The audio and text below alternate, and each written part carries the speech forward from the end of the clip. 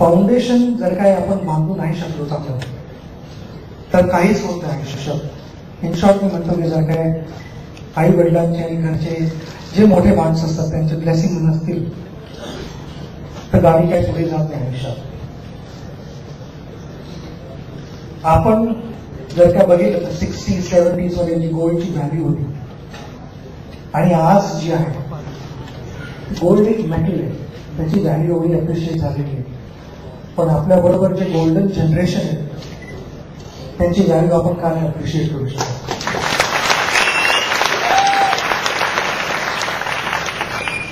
माझ्यासाठी golden generation is priceless.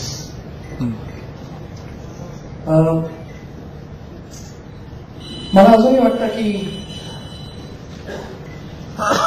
आपल्याला रोज आयुष्यात काही ना काहीतरी चांगल्या गोष्टी आपल्याला करता येतात. आणि ऍज फार एज जी मोठी माणसं आहेत त्यांची मदत करायची असेल, थोडक्यात एक सिंपल एक्झाम्पल जर का दिलं तर गाडी चालवताना तुम्ही थांबू शकता मोठ्या माणसांसाठी, त्यांना क्रॉस करून देऊ शकता. आय डोंट थिंक की ते 15-20 सेकंद तुम्हाला जर का थांबायला लागलं तर तुमचं आयुष्य चेंज होतं. पण त्यांना जी आपण मदत करतो किंवा कोण उभं असेल त्यांना रोड का नाही क्रॉस करून देऊ शकत आपण. घरात जसं आपल्याला वाटतं या फिल्ममध्ये आपण बघितलं की घरात जर काय त्यांच्या हातात शॉपी वगैरे पडली तर त्यांच्यावरती न ओरडणे पण समजावून घेणे की काय एक्झॅक्टली होतंय. त्यानंतर आय थिंक आपण बऱ्याचशा गोष्टी अलॉंग विथ आपला इंडिपेंडन्स आणि फ्रीडम ग्रांटेड करतो आणि आपलं एज पण आपण ग्रांटेड करतो. आपल्याला कळत नाही की नाण्याची दुसरी बाजू कशी असू शकते. पण ते ज्या वेळेला स्वतः एक्सपिरियन्स करायला लागतो त्याच वेळेला त्या अडचणी कळायला लागतात की आयुष्यात चांगलं राहणं इज मोर इम्पॉर्टंट दॅन तुमच्या अचीवमेंट्स. अचीवमेंट्स ऑब्व्हियसली एक पॅशन असते आयुष्यात. ही पॅशन तुम्ही तुमचे ड्रीम्स असतात ते चेस करतात. पण आय थिंक एक चांगलं माणूस होणं हे मी माझ्या वडिलांकडनं शिकलो आणि त्याने मला अजिबात काही सांगितलं नाही त्यावेळेला.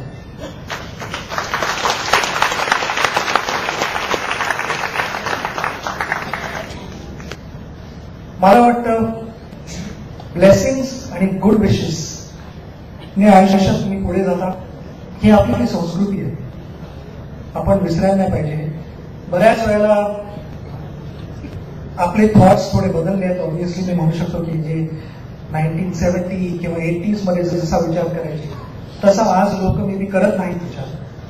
थोडे करिअर, थोडे प्रोफेशन ओरिएंटेड लोक झालेली आहेत आणि there is nothing wrong in it. Aspirations असायलाच पाहिजेत, ड्रीम्स असायलाच पाहिजेत आणि ते तुम्ही फेस करायलाच पाहिजेत.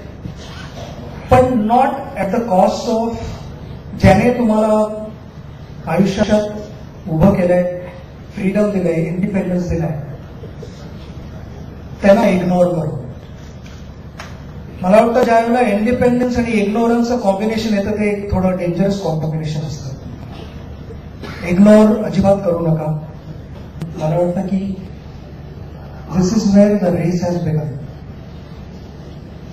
आता सुरुवात झाली, हे काही संपलं नाही. ह्या फंक्शन नंतर आपण विसरतो ही गोष्ट करायची तर याचा ऍब्सोल्युटली काही फायदा नाही. या फंक्शनचा मी म्हणेन की हे फंक्शन सगळं झालं, हे जस्ट एक शो होता, एक इव्हेंट होता, त्यानंतर सगळे विसरून गेले. पण आय एम व्हेरी शुअर की आपण एवढे हार्टलेस नाही आहोत. आपण ह्याची दखल घेऊ आणि ज्या लेवलवरती आता आहोत आपण ह्याच्या अनेक लेवल अजून वर जाऊ आणि आपल्या नेक्स्ट जनरेशनला इन्स्पायर करू की ते पुढे आपली काळजी घेतील. लास्ट गोष्ट मला सांगायची की आपला आज इंडिपेंडन्स डे आहे.